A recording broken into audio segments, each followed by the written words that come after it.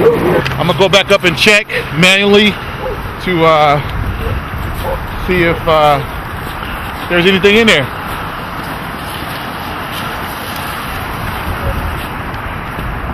There's the.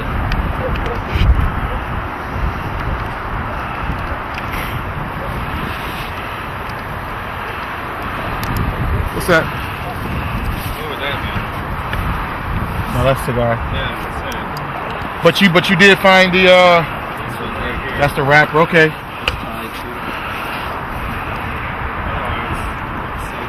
What about so there's nothing else? Not that I can see. See, that's what this is what he hit on right here. We good.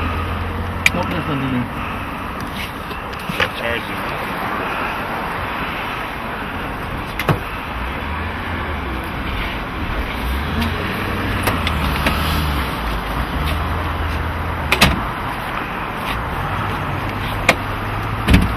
Hey, have you guys went through it like anything else?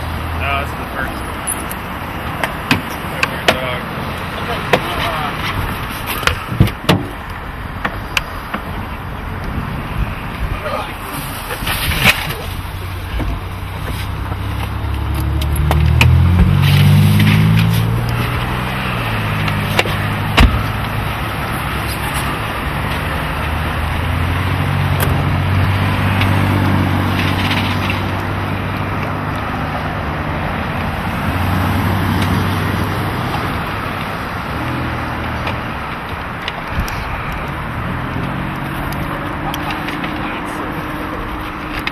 Good.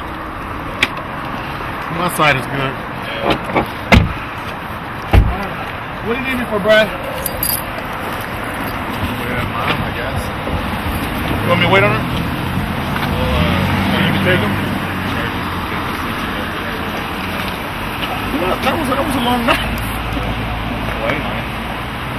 White man, so.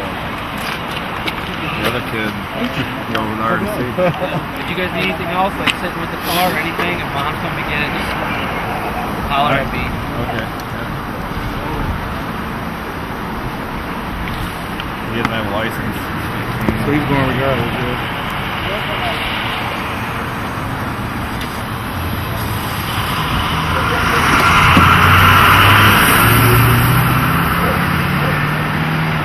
So basically we have the joyriding for him and the son, right? Because the son. Okay. And he was in the car, so just keep it going. Otherwise, it's not that bad. Just not drive a stick. Charge one for CCW. All right, Officer Brad Carey was coming around Low Lansing Road when he happened to see a vehicle that was stuck in the snow. So he put two and two together, and sure enough, it was the vehicle that we were looking for. Reference the joyriding complaint with 3 subjects in it, including the son that actually took the vehicle earlier. So when I arrived to assist him, you could clearly smell an odor of burnt marijuana coming from the interior of the vehicle. Shadow was utilized. He went in there. He didn't indicate on narcotics being inside the vehicle, but he did. He kind of gave an indication that something had been near the cup holder in the middle console. And sure enough, when I put Shadow back up, there was a plastic baggie, and it had the strong odor of marijuana coming from it. The guys inside stated they had smoked marijuana earlier, approximately 2 or 3 hours ago. So I turned out to be a good caper. So no one was hurt. Update description on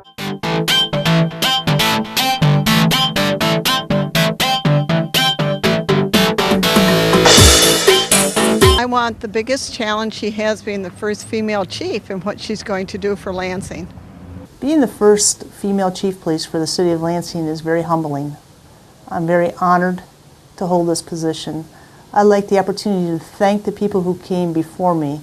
There was a lot of great leaders, both female leaders and male leaders, great mentors, great friends who paved the way for me to become successful. I appreciate your question. However, to me, it doesn't matter being the first female chief. I think the challenges are the same no matter what your gender is. After 20-plus years of service, did you have aspirations of one day becoming chief of police for the city of Lansing? I can honestly say after 26 years in law enforcement, I never thought in the beginning that I'd be sitting in this chair today, but I have worked very hard and worked up through the ranks to get where I'm at today. I could not have done that without the mentors, without the leadership, and without the friendship, and without the support of the community. I feel very fortunate to be here today as your chief of police. Go ahead. I used to teach in Lansing, and I taught here for 20 years in Barnes Avenue School, and I've been interested in trying to follow what goes on here it's from the State Journal. How do you think a good school is for preventing crime? I understand they have a lot of new ideas nowadays about how to help children, and especially in the disadvantaged areas of town. Ma'am, I would like to thank you for your 20 years of service with the Lansing School District. That is absolutely awesome. Just to update you on where we're at with the school district now, we currently have 4 school resource officers assigned to our high schools. In addition to that, we have what's called a Adopt a School program, where we use uniformed patrol officers are assigned to all of our schools throughout the city of Lansing, and they stop in and meet with the students and the administration on a weekly basis. It is very important for the Lansing Police Department to have a positive relationship with the Lansing School District. It is important that all of us work together to foster a great relationship with our youth.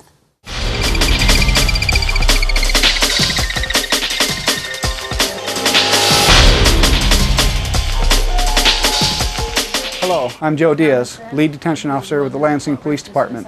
This episode's Lansing's Most Wanted is Zachary Lee Diedrichs is wanted for assault with intent to commit murder in the shooting that occurred in the 800 block of West Edgewood Boulevard in South Lansing on April 5, 2010.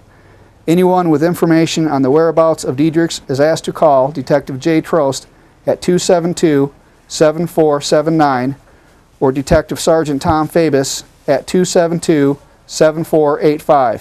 Or you can call Crime Stoppers at 483-STOP. If Diedrichs is seen, call 911. Diedrichs is to be considered armed and dangerous. Let's put this criminal behind bars where he belongs. Thank you for joining us for this episode of Join the Team. As you can see, Lansing Eastern basketball team had an outstanding season, and next year proves to be even better.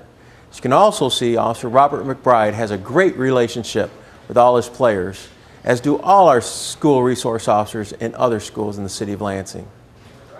Thank you for joining us, and see you next time.